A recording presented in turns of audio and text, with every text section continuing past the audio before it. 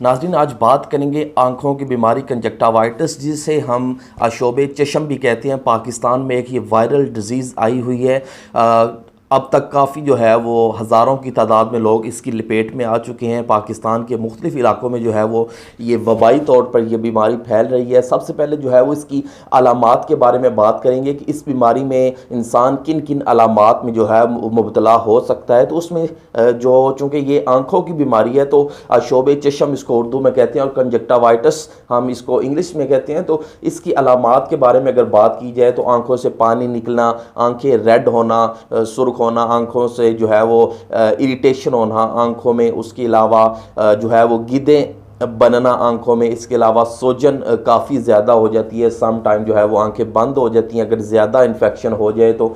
इसमें जो है वो दर्द भी होता है, सम टाइम इरिटेशन होती है, पानी निकलता है आँखों से और रेडनेस, सुर्खी हो जाती है आँखों में।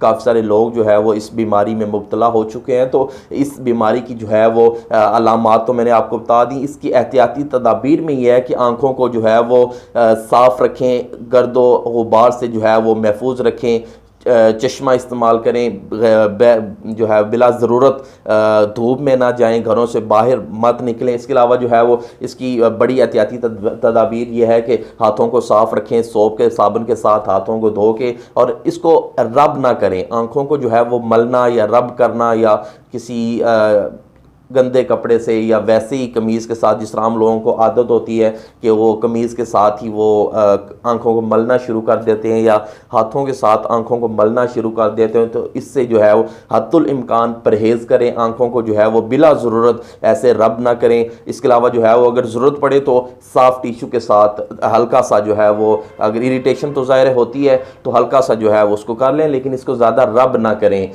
गंदा कपड़ा ना लगाएं, हाथों को बार बार धोएं। इसके अलावा जिस बंदे को ये बीमारी लग चुकी है, जो बंदा इस बीमारी में मुब्तला हो चुका है, तो उससे थोड़ा सा फासले में रहें, हाथ ना मिलाएं, क्योंकि ये बीमारी जो है वो वायरल डिजीज़ है। एक से दूसरे में जो है वो डाइवर्ट होने वाली है, कन्वर्ट होने वाली जो बीमारी है, एक से दूसरे बंदे में जो है वो शिफ्ट हो जाती है। तो इसकी एहतियाती तदाबीर ये है कि जो मरीज़ हो इस बीमारी का, उससे हाथ ना मिलाएं, हद्दुल इम्कान थोड़ा सा जो है उससे गैप रखें ताकि ये जो वायरस है ये आगे डाइवर्ट ना हो। इसके अलावा जो है वो जितनी एहतियात हो सकती है वो एहतियात बरतें और जो है वो इसके आई ड्रॉप्स इस्तेमाल करें। इसके अलावा जो है वो बेलाडोना और एप्स होम्योपैथी की एक मेडिसन है, जो ये अगर इस्तेमाल करना चाहें तो बहुत बेस्ट है। वैसे ये है कि ये 14 दिन के अंदर जो ये बीमारी जो है आज खुद ही ठीक हो जाती है। इसका जो टाइम पीरियड है, इसकी ड्यूरेशन है वो 14 दिन है। तो कोशिश करें कि खुदा न खास्ता अगर कोई बंदा इस बीमारी में मुब्तला है तो हद्दुल इम्कान जो है वो एहतियाती तदाबीर पर अमल करें।